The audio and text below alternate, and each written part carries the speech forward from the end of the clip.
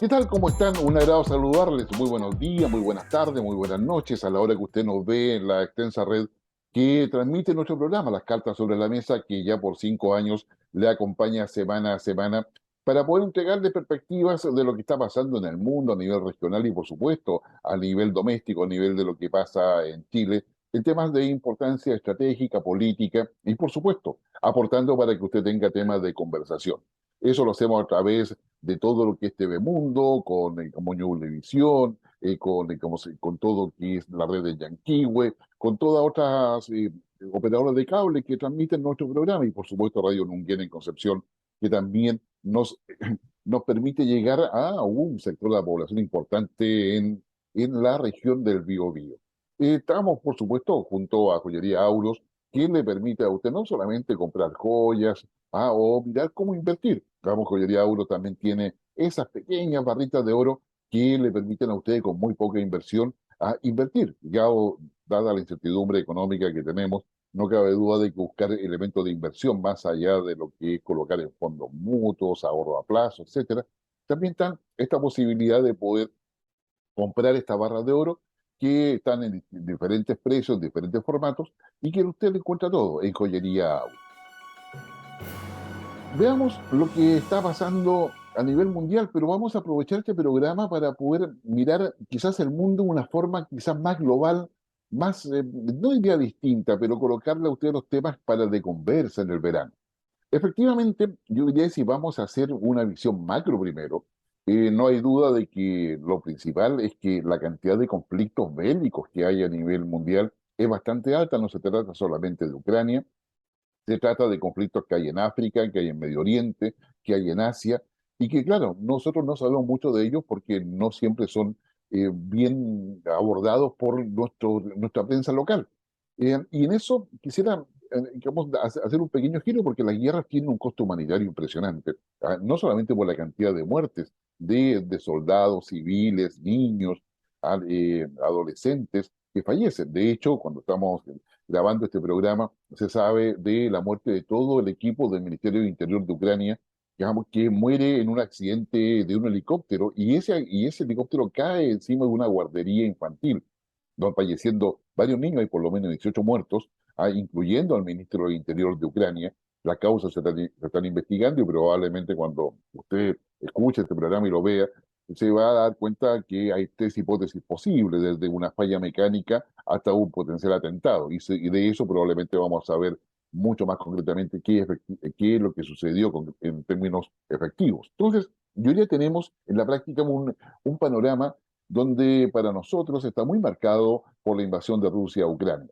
Y ahí yo diría hay aspectos que es necesario poder abordarlo. El primero de ellos tiene que ver con la cantidad de armamento que se ha desplegado y que ha salido de las reservas, de la cantidad de material que los países europeos y Estados Unidos tenían guardado.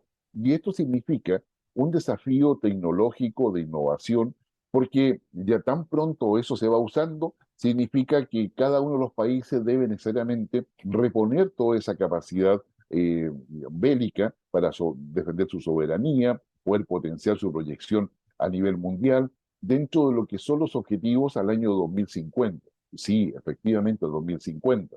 Las potencias hoy día están trabajando ya no en el 2030, sino que en el 2050. Y es ahí donde aparece la inteligencia artificial, donde aparece la crisis alimentaria, aparece la ciberseguridad, aparece qué potencia va a controlar el espacio exterior, qué potencia va a poder controlar los recursos que hay en los océanos, a qué potencia va a controlar los datos que se están circulando a nivel global. Es decir, todas esas temáticas son las que están hoy día, digamos, siendo abordadas y todo a raíz del aceleramiento cuántico que ha significado esta invasión de Rusia sobre Ucrania y que coloca como el foco en la cadena de suministros, en el acceso a los dispositivos, a los nanodispositivos, porque son cada vez más pequeños, qué sé yo, invisibles incluso al ojo normal, que se busca dónde fabricarlos. ¿Y quién tiene la tecnología para eso?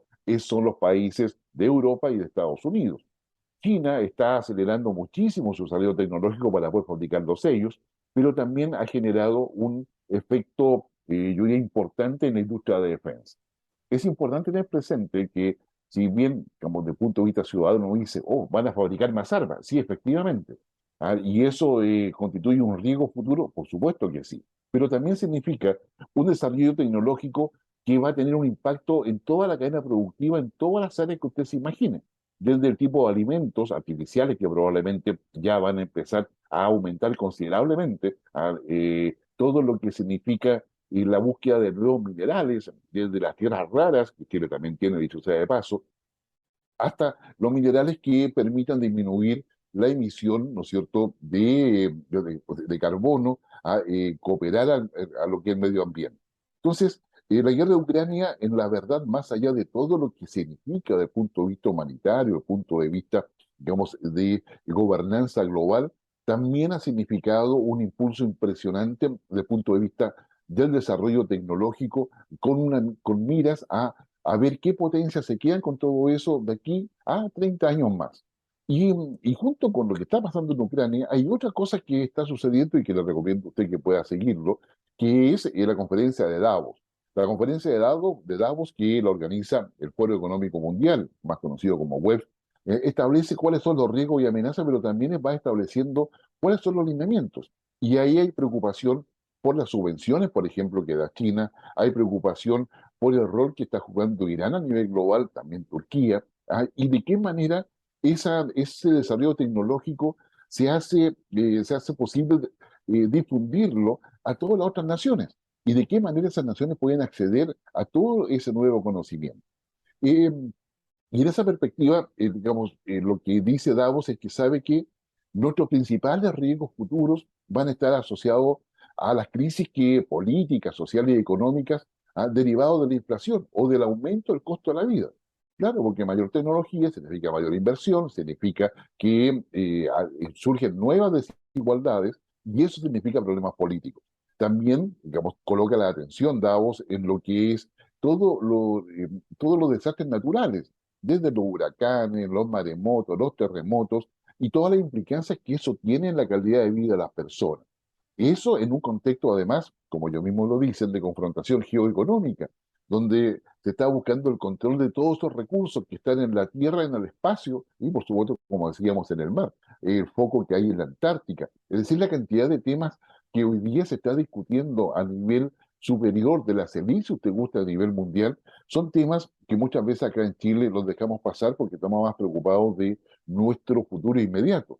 Pero sin lugar a dudas hay preocupación por la capacidad de adaptación que podamos tener. Una capacidad de adaptación que pasa por la migración, una capacidad de adaptación que pasa por la manera en que realmente contribuimos a que el cambio climático no termine con la vida humana.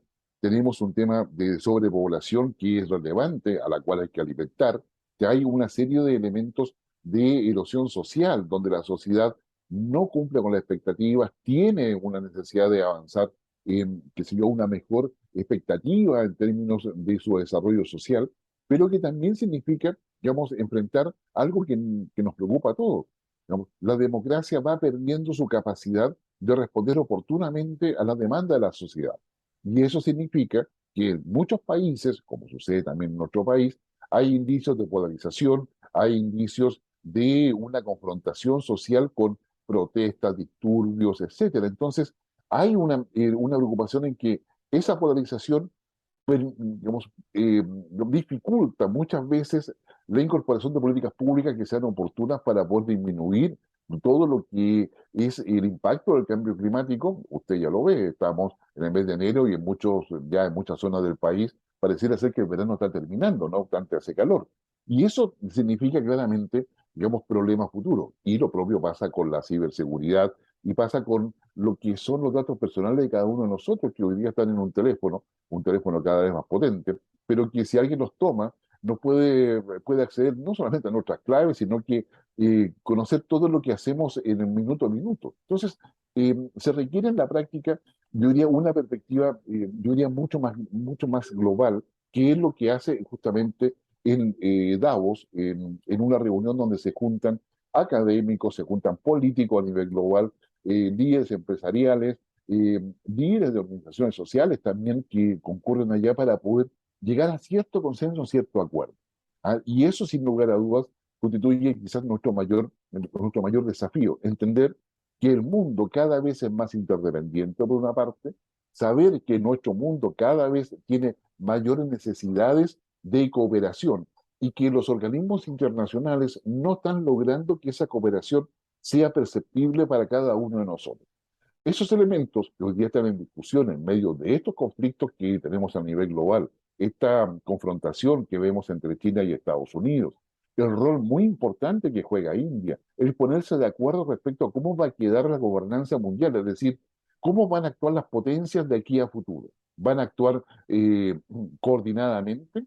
¿Ah? ¿O estamos en una crisis de distribución de poder global que va a tener consecuencias, si eso efectivamente se concreta, muy relevantes en cada uno de los países, en cada una de las sociedades y en cada población? Entonces, hay cuestiones tecnológicas, geopolíticas, medioambientales, económicas, que efectivamente como son de una preocupación hoy día. El año 2023 es un año que nos va a invitar a una reflexión importante. Y eso también tiene que ver con con lo que discutimos en Chile, con lo que es, bueno, cuál va a ser nuestra expectativa en términos de desarrollo.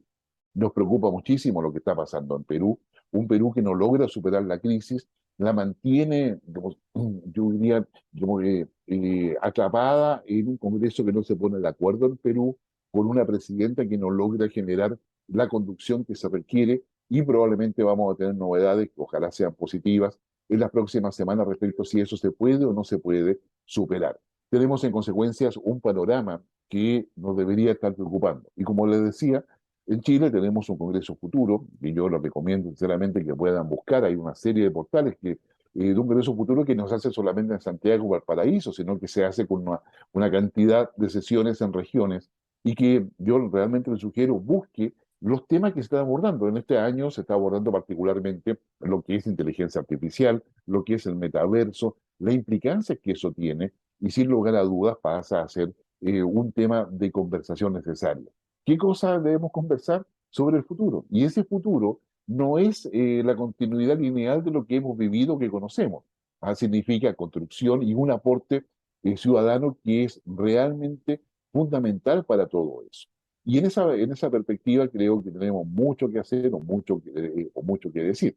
El futuro está en nuestra agenda y eso claramente debemos abordar.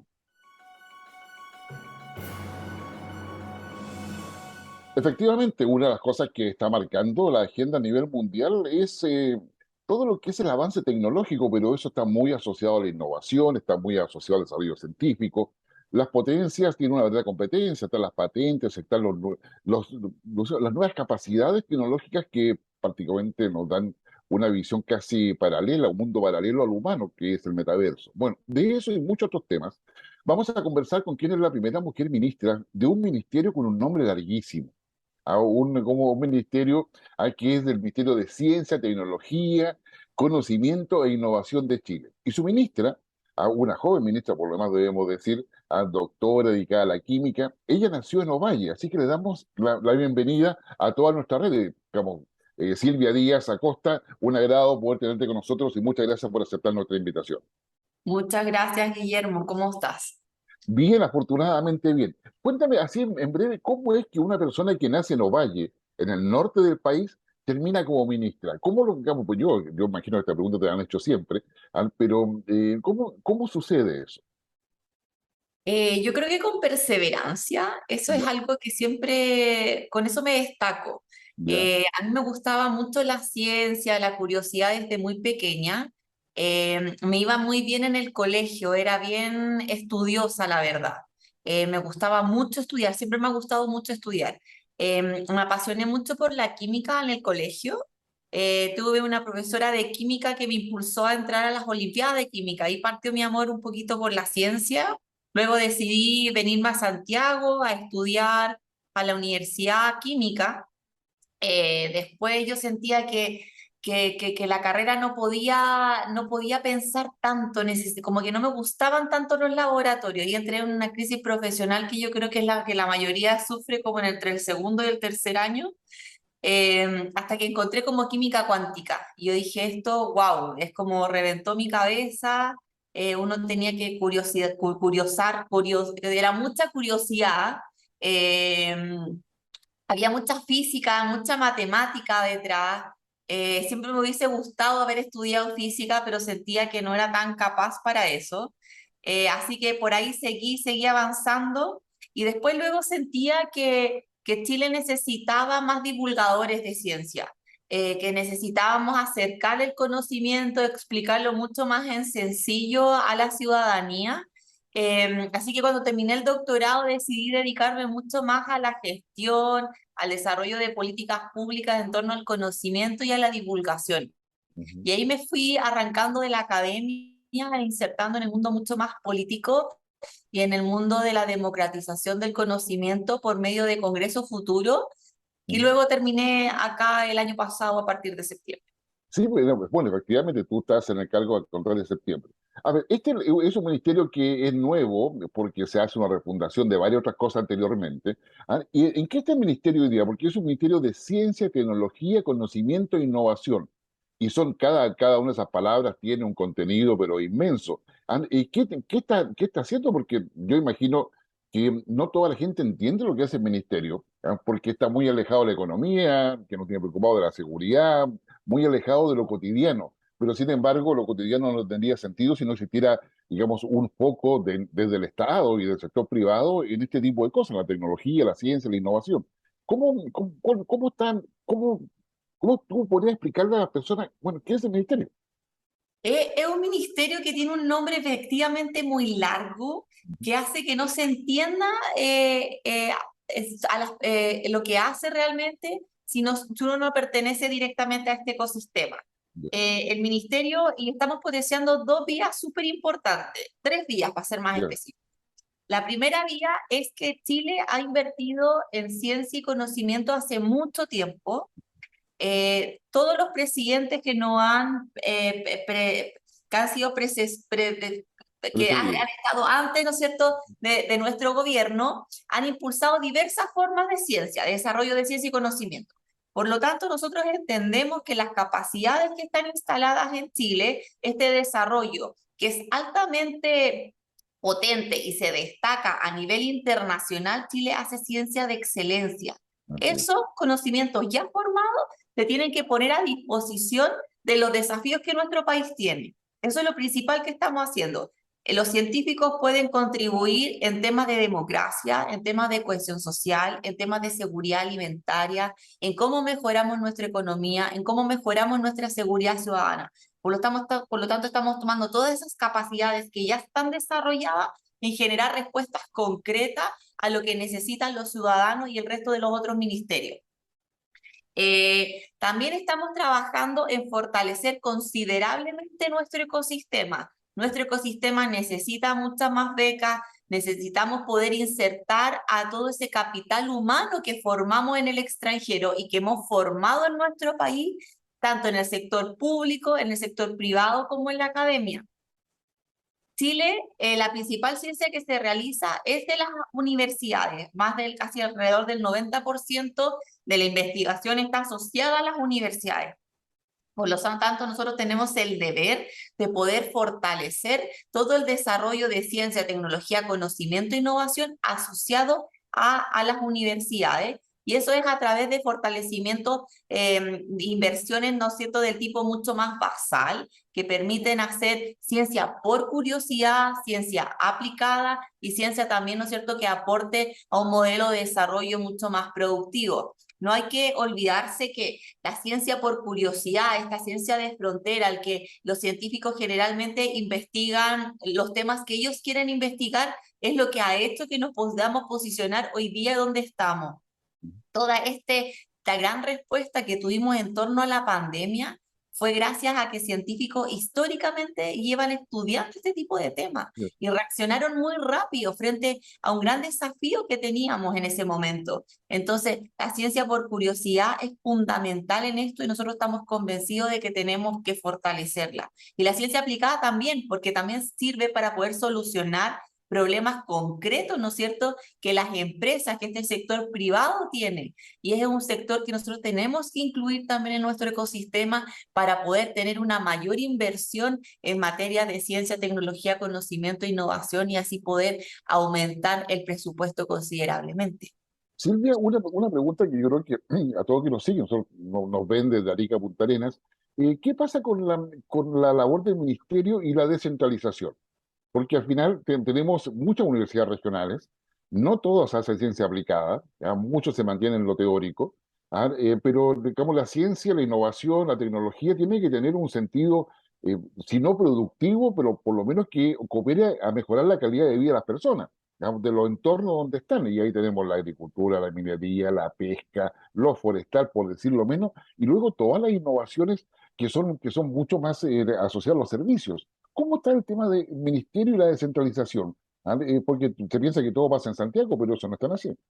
Ese era uno de los otros puntos importantes, Guillermo. La descentralización para mí es fundamental y para este gobierno también. Nosotros entendemos que Chile es diversamente rico geográficamente y tenemos que aprovechar esas potencialidades. Chile puede responder a diversos desafíos a través de soluciones concretas desde las regiones. Estamos impulsando el desarrollo de polos científicos de pensamiento y de innovación desde las regiones. Las regiones del norte pueden aportar concretamente en materias que las regiones del sur, por ejemplo, no pueden responder. Por lo tanto, nuestros instrumentos, nuestros concursos, tenemos que orientarlos para que los desafíos que nosotros propongamos, que son los desafíos que Chile necesita, las regiones los puedan responder. No es solo postular y darle más puntaje porque postulas desde región, sino que es enfocar ese instrumento directamente a un desafío que la región puede entregar la solución. Y eso es lo que estamos trabajando actualmente. Nosotros vamos a lograr una mejor descentralización.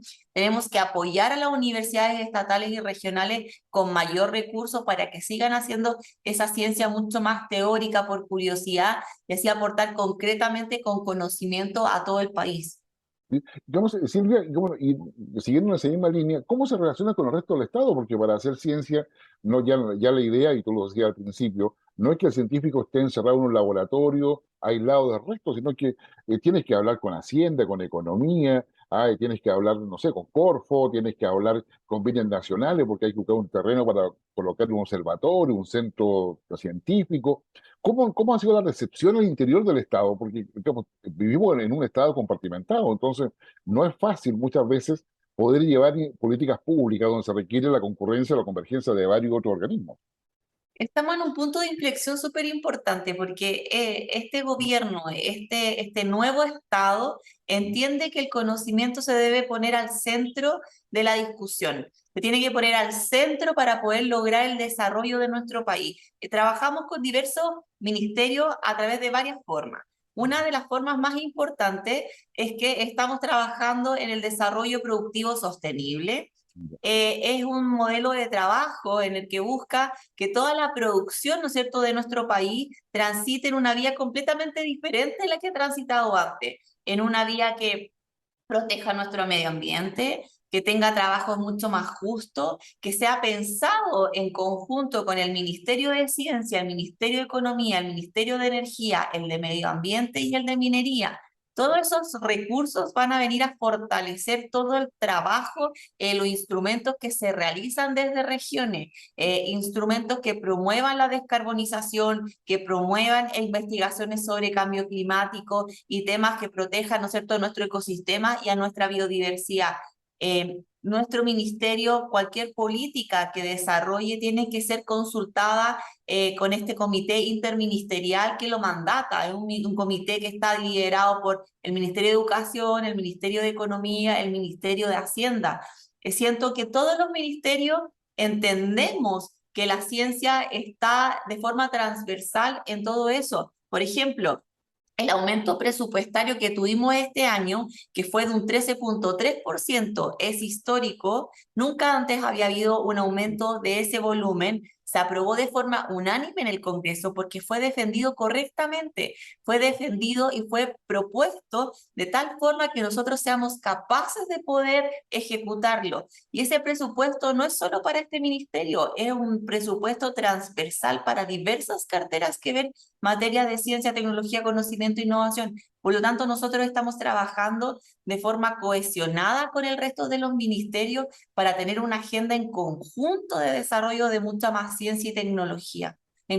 para que apoye, ¿no es cierto?, y sirva para entregar soluciones bien concretas a lo que los ciudadanos necesitan. Cuando tú me comentabas sobre seguridad ciudadana, estamos trabajando con el Ministerio de Interior para entregarles soluciones en función de lo que ya hemos construido en torno a ciencia y tecnología. O sea, más adelante se van a ir viendo resultados mucho más concretos, pero el trabajo es cohesionado con ellos. Sí. Bueno, y con el sector privado, digamos, se mantiene, porque hemos hablado solamente del Estado, pero el sector privado es el que está normalmente con la bandera de innovación, a las startups, que si yo vamos, que a los emprendimientos, etcétera. ¿Cómo está esa relación con el sector privado? Ese también es uno de los ejes fundamentales que nosotros tenemos. Nosotros tenemos que volver a fortalecer y a establecer una nueva alianza que sea mucho más robusta con la sociedad. Necesitamos entregar mucho más recursos, mayores programas, mayores acompañamientos a todas las empresas de base científico-tecnológica. Hay muchos emprendedores que aportan considerablemente en un cambio de, ¿no es cierto?, de nuestra matriz, una matriz que sea mucho más consciente con el medio ambiente, más tecnológica, más innovadora. Ahí estamos trabajando directamente con economía y con la Corfo, Ya. en ver cómo nos apoyamos, en cómo multiplicamos los recursos que tenemos, ¿no es cierto?, para ese sector.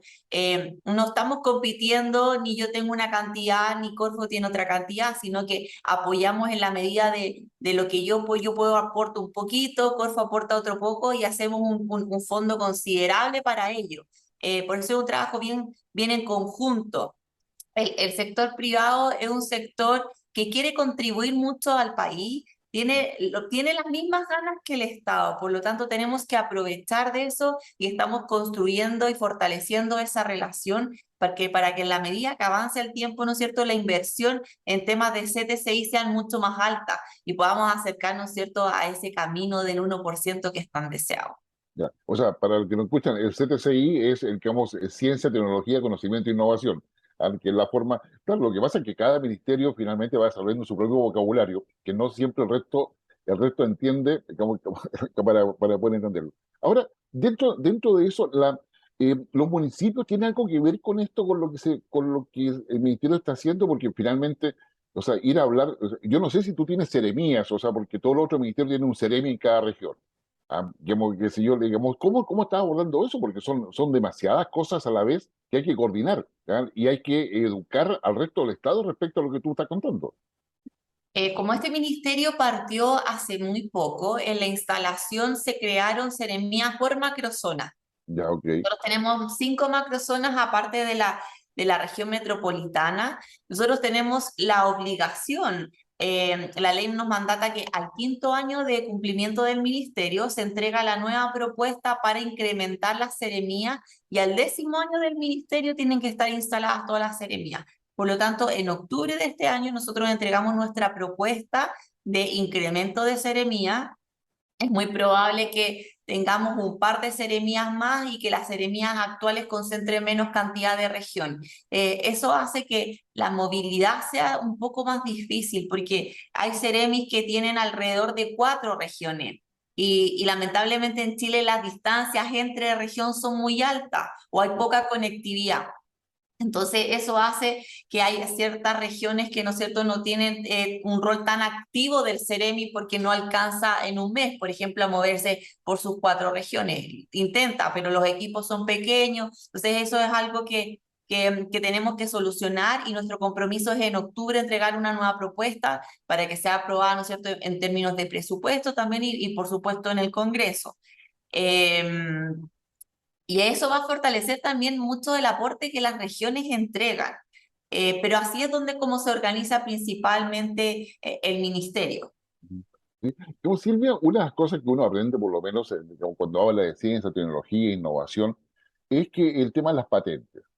Es decir, todo lo que se crea, como la innovación que se realiza para solucionar problemas concretos, normalmente lleva asociado una patente porque se usan plataformas ya conocidas, pero hay un elemento de valor agregado ahí que se patenta. ¿Cómo está Chile en términos de patente? ¿Tenemos la adecuada institucionalidad? ¿Hay costumbre de patentar? ¿Es fácil hacerlo o todavía nos queda un debe ahí? Estamos un poco al debe ¿Ya? debido a que la estructura, ¿no es cierto?, en Chile de cómo se adjudican los instrumentos. Cuando hablo de instrumentos son generalmente los concursos que uno habla, por ejemplo, ¿Ya? una beca, un proyecto FONDESI, que son recursos para que un investigador pueda desarrollar su investigación. Esos generalmente se evalúan por la cantidad de producción de un científico y esa producción principalmente está asociada a la cantidad de artículos, de papers que publica. Así es. Por lo tanto, es un deber que tenemos en que esa productividad sea mucho más transversal. Es algo que también estamos cambiando, que no solo se enfoque en la cantidad de artículos científicos, sino que también se enfoque en la cantidad de patentes, en la cantidad de licenciamientos que tenga, en su aporte real al desarrollo de políticas públicas. Nosotros tenemos muchos científicos que contribuyen diariamente al desarrollo de pensamiento crítico, al desarrollo de pensamiento de frontera, de anticipación y el desarrollo de políticas públicas. Eso tiene que ser considerado y evaluado, pero eso es un trabajo mucho más de largo plazo porque tiene que ser en conjunto con la CNA, ¿Ya? porque la CNA es la que exige, ¿no es cierto?, a las universidades para sus procesos de acreditación un alto rendimiento de investigadores a través de artículos. Por lo tanto, yo no puedo llegar y sola decidir eso. Entonces, estamos trabajando en conjunto con la CNA y con las universidades para tratar de mover un poquito este tema. Y en paralelo, desde el ministerio, estamos trabajando en la ley de transferencia tecnológica. Entonces, para también hacernos mucho más cargo de lo que nuestro país necesita actualmente en temas de patente y licenciamiento. No puedo dejar de preguntarte, bueno, ¿qué pasa, o sea, qué relación hay entre tu ministerio y el litio, el hidrógeno verde, digamos que aparecen, qué sé yo, varias cosas, pero imagino que el ministerio algo tiene que ver ahí en términos de apoyar, complementar, dar soporte, generar plataformas, etcétera. ¿Qué hace el ministerio respecto a esas cosas que todo el mundo dice, ahí está el futuro de Chile? Todo el conocimiento que está detrás del litio, del hidrógeno verde, está radicado en el ministerio. Nosotros pertenecemos a todas esas mesas interministeriales en las que se discuten, ¿no es cierto?, en cómo Chile va a abordar ambos temas u otros temas, y tenemos que ser capaces de entregar el conocimiento de frontera que nos entregan nuestros científicos. También estamos trabajando en cómo los científicos explican exactamente a las comunidades los nuevos desafíos que va a traer la industria del hidrógeno verde. Hace un tiempo atrás, yo creo que como un par de semanas atrás, estuvimos en Magallanes inaugurando la primera planta piloto de hidrógeno verde. Es una planta que si uno la analiza por parte es ciencia de primer nivel. La hidrólisis de partida es química pura, entonces, como también nosotros capacitamos a todos nuestros científicos, ¿verdad? Para que hagan conocimiento y ciencia y tecnología de frontera en torno a esta materia, porque actualmente se están importando muchas tecnologías, pero nosotros como científicos somos capaces de producirlas y esa es la siguiente etapa. También tenemos que formar a muchos profesionales en torno a esta materia. Otro tema que es fundamental es cómo, por ejemplo, la región de Magallanes va a crecer considerablemente en población en torno a esta nueva industria. Sí, Por lo tanto, nosotros tenemos que mapear y entender cómo una región que tenía menos población ahora debe convivir con una mayor población. Y eso también es conocimiento. Tenemos un centro de investigación que estudia temas de planificación urbana. Ese centro tiene que ser capaz, o esos investigadores, de poder, ¿no es cierto?, aportar y trabajar con nosotros para poder entender cómo vamos a tener que resolver ese tema. Entonces, hay diversas miradas desde que donde la ciencia puede aportar y resolver problemas sumamente concretos. sí, no, me imagino, hay toda una migración interna y por lo que te entiendo, asociada al desarrollo tecnológico, científico, y de innovación del país, porque digamos y probablemente el enfoque de macrozona va a ser el correcto porque son macrozonas diversas en términos de sus capacidades productivas y sus capacidades de desarrollo científico, definitivamente. Pero te quiero llevar, ahora nos quedan pocos minutos, al Congreso Futuro. El Congreso Futuro ya va, no sé en cuántas ediciones, son más de 10, más de 15 probablemente, ¿ya? 12. 12, ¿ves? Entonces, son 12 años que hemos estado preocupados del futuro.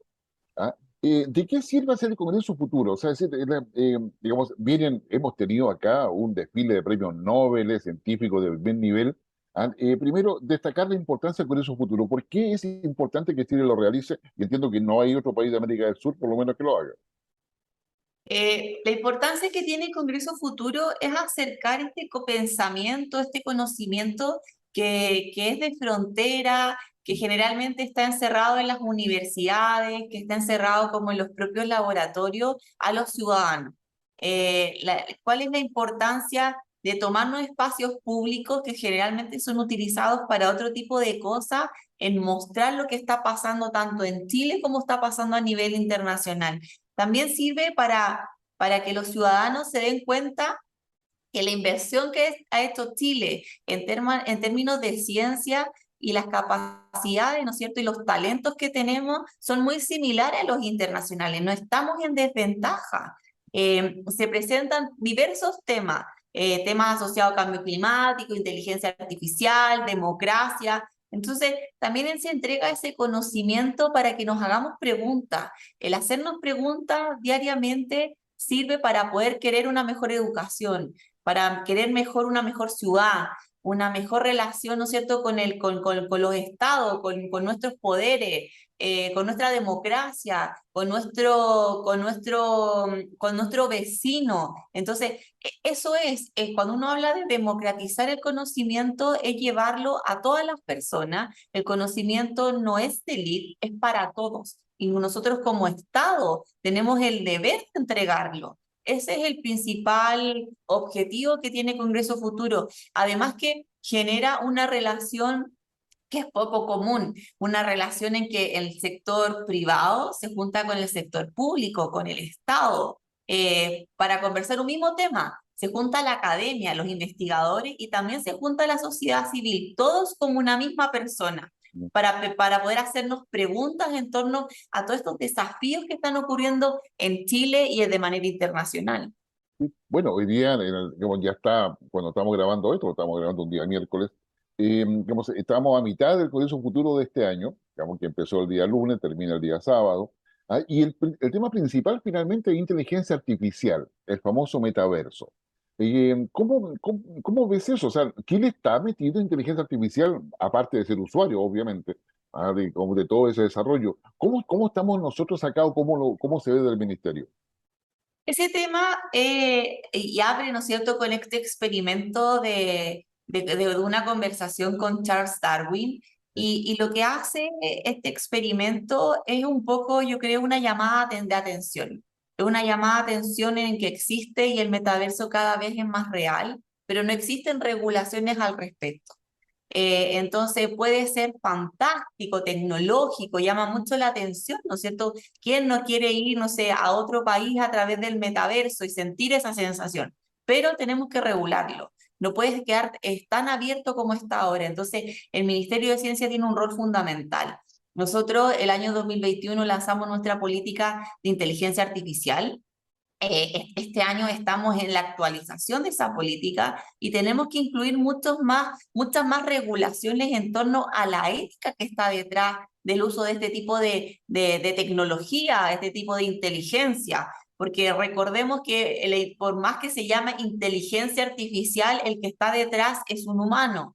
Por lo tanto, tenemos que ser capaces también de regular ese trabajo. Hay que poner condiciones de borde para que no se aleje tanto, ¿no es cierto?, de la protección de derechos humanos, de la protección de niños, niñas y adolescentes. Entonces, hay muchas cosas fundamentales que como ministerio y como Estado tenemos que hacernos cargo ahora ya en torno a estas temáticas. Por lo tanto, yo agradezco que pongan estos límites y estos temas de frontera en el que nos hace como pensar y analizar y tratar de responder rápidamente a lo que estamos al debe. Y estamos un poco al debe en temas de regularización de estos temas. y por eso es que estamos trabajando rápidamente en poder hacernos cargo de eso, presentar una nueva política que pueda responder a los tiempos actuales.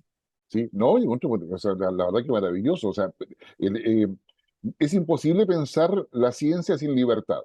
Es imposible pensar la sociedad sin un orden. Y ese orden tiene que respetar la libertad y tiene que respetar todos esos elementos. Pero, digamos, y yo creo que la inteligencia artificial nos tiene demasiado desafío porque es capaz de romper la separación entre los estados, y avanzar hacia una suerte de gobierno global. Bueno, y ahí entramos a la ciencia ficción de una sola vez. Que se a todo lo que puede ser, ¿no? Y terminamos gobernados por alienígenas, como dicen los teóricos de la conspiración. Ya, ya, digamos, Silvia, ¿cómo ha sido tu recepción en un mundo científico que normalmente siempre ha sido de hombres? Quizás, digamos, además eres una persona joven. ¿Cómo ha sido? ¿Ha costado, ha sido forzado? Porque todos tenemos un discurso de inclusión, digamos, de aceptación de la diversidad, pero otra cosa es estar ahí en medio de todo lo que significa todo ello y todos los intereses que hay alrededor del mundo científico. Es cierto que es un mundo mucho más masculino. Generalmente uno se encuentra con pocas mujeres, pero los tiempos están cambiando. Cada vez más hay más mujeres en estas ciencias, ¿verdad? En estos caminos. Por ejemplo, el equipo del ministerio hay una cantidad enorme de mujeres. En los altos poderes ahora igual hay más mujeres, por lo tanto no es tan difícil avanzar en estos nuevos tiempos. Eso se agradece considerablemente. Además que como Chile está gobernando y está actualizando, ¿no es cierto?, todas las políticas de género asociados o tiene un cambio de, ¿no es cierto?, de pensamiento y de paradigma mucho más diferente de lo que hace 5 o 10 años atrás, los caminos que hay que abrirse son mucho más fáciles, no son tan complejos, y los hombres están más abiertos también a trabajar con mujeres. No es tan difícil. Es cierto que hay mujeres que su camino ha sido mucho más complejo. En mi caso no lo ha sido tanto porque probablemente he estado más acostumbrada a convivir con hombres porque mi carrera fue mucho más masculina. Éramos muy pocas mujeres estudiando química. No, no, no me parece. Eh, Silvia, digamos, nosotros vamos a dejar colocado ahí la página web del ministerio para que las personas que deseen saber más de lo que se está haciendo Chile en ciencia y tecnología puedan acceder a esa información y contactarse cuando el caso, porque de repente las grandes ideas de innovación surgen de pequeños problemas, digamos, que puede ser de cómo alimenta una hormiga, qué sé yo, y eso genera toda una, eh, un proceso de innovación que termina solucionando a cómo vivir en Marte, por ejemplo. O sea, digamos, Ahí me gustaría, Guillermo, pasar una invitación que fue justo una pregunta que yo estoy segura que no te respondí, porque se me pasó. ya, Nosotros tenemos un programa que se llama Desafíos Públicos. ya, Desafíos Públicos es algo impulsado por la Agencia Nacional de Investigación y Desarrollo, la ANID, que pertenece al ministerio. También se trabaja en conjunto con el Laboratorio de Gobierno y busca que cualquier municipio o institución pública que tenga un desafío, por ejemplo, solucionamos que un lugar de un municipio estaba invadido de termitas ya. y lo conectamos con unos científicos que tenían la tecnología precisa y la innovación para poder solucionar las termitas en este municipio. Entonces son desafíos súper concretos. No sé, alguien tiene problemas de seguridad, alguien tiene problemas de exceso de basura o no sabe cómo separar las aguas, con problemas cotidianos que tienen las municipalidades o algún estamento público puede postular a desafíos públicos y nosotros tenemos que hacer la conexión con el equipo científico o con los empresarios de base científico-tecnológico innovadores que pueden entregar esta solución y solucionar este problema. O sea, Así que, eso. por favor, que postulen porque es hasta el 15 de febrero, si no me equivoco. Toda la información está en la página del Ministerio de Ciencia. Es súper importante. Hay recursos para que nosotros podamos aportar en esas soluciones, ¿no es cierto?, que necesitan las municipalidades principalmente. No, yo creo que eso es genial y espero que las municipalidades busquen ayuda porque hay muchas municipalidades que tienen muchos problemas pero no tienen capacidad técnica para formular proyectos. Yo Si lo no veo. pueden, que igual nos escriban y nosotros buscamos la forma de poder apoyarlos. Exactamente, porque son justamente muchos municipios rurales que tienen, digamos, su capacidad profesional es bastante limitada, entonces se quedan fuera de muchos concursos, eso lo vemos en varios Hay el concursos. llamado a que por favor nos avisen, nos llamen, Ujú. no se queden sin postular porque no saben postular o porque no tienen algún encargado. Nosotros los vamos a tratar de ayudar en la medida que podamos para que puedan postular. Ministra, la verdad que te queremos agradecer muchísimo. Silvia, ha sido realmente un agrado. Esperamos poder tenerte nuevamente, yo diría, digamos, ya en algunos meses más para poder saber cómo va todo eso, cómo va el avance, porque yo te veo en redes sociales, en noticias, o sea, prácticamente, no sé a qué hora descansas, pero la verdad es que es un trabajo muy arduo y feliz de poder cooperarte para acercar la labor de este ministerio, que es muy relevante en la economía, en la sociedad, en la política, en el desarrollo, políticas públicas, esté mucho más presente. Así que, Silvia, muy agradecido por tu gentileza, bueno, y suerte en todo lo que estás emprendiendo. Muchas gracias, Guillermo. Fue una excelente conversación, me entretuve mucho, así que muchas gracias. No, gracias a ti, que estés muy bien. Y a ustedes, Gracias también. que nos acompañen semana a semana, ya por 5 años, acá en las cartas sobre la mesa, sobre cimiento. Recuerde que la democracia se construye dialogando. Converse sobre estos temas con sus amigos, con sus parientes, al lado de un asado si quiere, o al lado de una bebida, un agua. Pero converse porque la democracia requiere todo nuestro aporte y ese aporte se hace a través del diálogo, el conocimiento, como la entrevista que hemos tenido hoy día, y eso, digamos, nos aporta a todos, saber qué pasa y cómo construimos cada uno. Nos vemos la próxima semana. Que estén muy bien.